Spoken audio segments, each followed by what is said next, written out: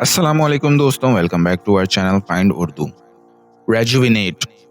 Rejuvenate का मतलब है दोबारा ताज़ा या जिंदा दिल करना।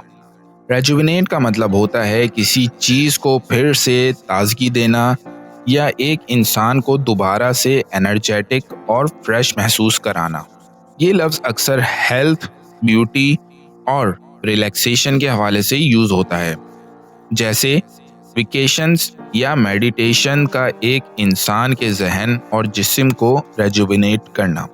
इसका मतलब चीज़ों को दोबारा नए तरीके से शुरू करना भी हो सकता है, जैसे एक पुरानी गार्डन को रेनोवेट करके उसको रेजुविनेट करना। फॉर एग्जांपल, अच्छी नींद लेने के बाद वो बिल्कुल रेजुविनेट महसूस कर रहा था। A weekend at the beach rejuvenated her spirit. समुंदर के किनारे वीकेंड ने उसकी रूह को ताज़ा कर दिया। तो दोस्तों, रेजुविनेट का मतलब है दोबारा ताज़ा और फ्रेश महसूस करना। उम्मीद है अब आपको रेजुविनेट का मतलब समझ में आ गया होगा।